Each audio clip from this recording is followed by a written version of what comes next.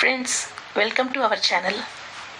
வாராகி வாராகி அன்னை எதையும் அடக்க வல்லவள். சப்த கன்னியரில் வேறுபட்டவள். மிருக பலமும் தேவ குணமும் கொண்டவள். சப்த மாதர்களில் 5ஆம் ஆனவள் தான் இந்த வாராகி அன்னை. வாராகி அன்னை ஆனவள் சப்த மாதர்களில் மிகவும் சக்தி வாய்ந்தவள் ஆவாள். இவள் இயற்கையிலேயே உக்ரமான தெய்வம் ஆவாள். ஆனால் இவளை நாம் வணங்கினோமானால் நமக்கு ஒரு குழந்தையாகவும் அன்னையாகவும் இருந்து நம்மளை நல்ல இடத்திற்கு அழைத்து செல்வாள். இவளை வணங்கியவர்கள் கண்டிப்பாக வாழ்க்கையில் நல்ல இடத்திற்கு முன்னேறி செல்வார்கள். வாராகி அம்மன் என்பவள் நல்லவர்களுக்கு நடக்கும் தீயவற்றை பார்த்து பொறுத்து கொண்டு இருக்க மாட்டாள். ஒரு நல்லவருக்கு தீங்கு நடக்கிறது என்றால் அந்த இடத்தில் பொங்கி எழுந்து தீயவை நடக்கின்றவற்றை அழித்து துவம்சம் செய்து விடுவாள். நல்லவரை காப்பாற்றுபவள் தான் இந்த வாராகி அம்மன். இவளை நாம் அனைவருமே வழிபாடு செய்தோம் என்றால் எதிரிகள் பயம் இருக்காது, தோல்விகள் பயம் இருக்காது.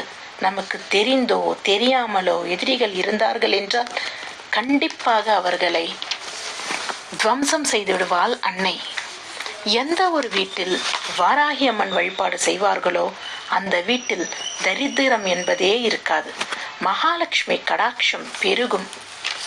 அம்மானு கூப்பிட்டா என்னன்னு கேட்கக்கூடிய ஒரு அற்புதமான தேவதை தான் வாராகி அம்மன். அதை வார்த்தையில ஒரு நாளும் வர்ணிக்கவே முடியாது. ஏன் அப்படின்னா ஒவ்வொருத்தரோட வாழ்க்கையிலையும் இந்த வாராகி எப்ப வந்தான்னு பார்த்தா சொல்லவே தெரியாது. வாராகி தர்ம தேவதை அப்படிங்கிறதுல எந்த மாற்றமுமே கிடையாது. காளிக்கும் வாராகிக்கும் பெரிய வித்தியாசம் இல்லை. காளியை தப்பானவங்க வழிபாடு பண்ணாலும் பலனுண்டு. அதே சமயத்தில் வாராகி கிட்ட இருக்கிறவங்க தப்பு பண்ணாலும் அடி உண்டு. ஏன்னா வாராகி அம்மா கிட்ட இருக்கிற உலக்க அடுத்தவங்க கிட்ட போகிறதுக்கு முன்னாடி நம்மளை கடந்து தான் செல்லும் என்கிறதுல மறந்துடாதீங்க. அந்த உலக்கைக்கு மிக அருகாமையில் தான் நாம் இருக்கோம்.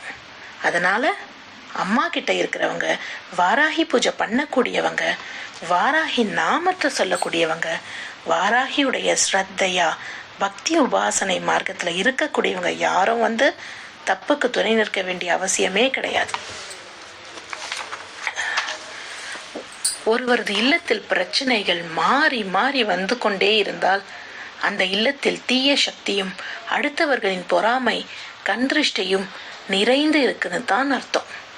இந்த மாதிரி இருக்கிற வீடுகளில் கணவன் மனைவிக்குள் பிரச்சனைகள், கடன் தொல்லை, தீராத வியாதி, மன கஷ்டம், பண கஷ்டம் இவை அனைத்தும் தொடர்ந்து பின்வந்து கொண்டே இருக்கும்.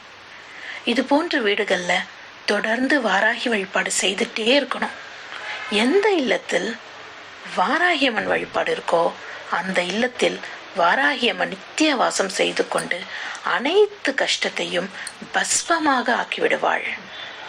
குலதெய்வமாகவும் இஷ்ட தெய்வமாகவும் காவல் தெய்வமாகவும் அன்னையாகவும் இருக்கும் நம்முடைய வாராகி அம்மனுக்கு ஒவ்வொரு பஞ்சமி, பௌர்ணமி, அமாவாசை மற்றும் வெள்ளி, செவ்வாய் கிழமையன்று மாலை நேரத்தில் சூரியன் அஸ்தமனம் ஆன பிறகு விரலி மஞ்சள் மாலை சாற்றி 2 அகல்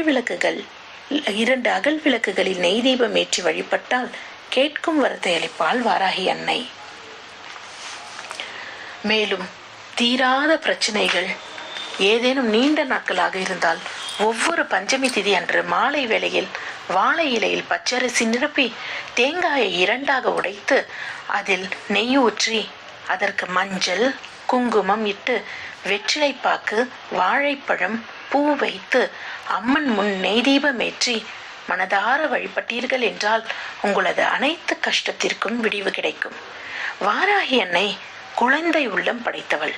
தேங்காயில் உள்ள நெய் கரைந்து வருவது போல் தாயின் உள்ளம் உருகி நமக்கு ஆசி வழங்குவது நீங்களே உணர்வீர்கள்.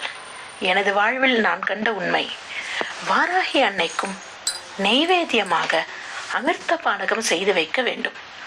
அமிர்த பானகம் என்பது சுத்தமான நீரில் சுக்கு, வெல்லம், ஏலக்காய் கலந்து வைப்பது தான்.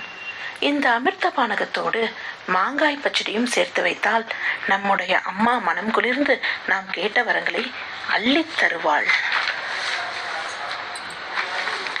சரி, இப்ப நாம முதலில் வாராகி அம்மன் வழிபாடு செய்பவர்கள் எந்த நாளில் எந்த நேரத்தில் ஆரம்பிக்க வேண்டும் என்பதை பார்ப்போம். வாராகி வழிபாட்டை பஞ்சமி திதி அன்று, அதுவும் வளர்பிறை பஞ்சமி என்று துவங்க வேண்டும்.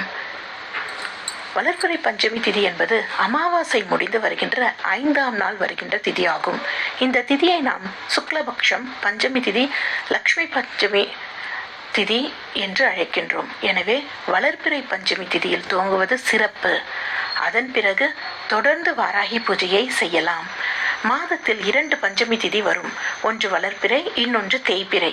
அதாவது அமாவாசை முடிந்து 5ஆம் நாள் வருகின்ற திதி வளர்பிறை திதி என்றும், பௌர்ணமி முடிந்து 5ஆம் நாள் வருகின்ற திதி தேய்பிறை திதி என்றும் பொருள்படும்.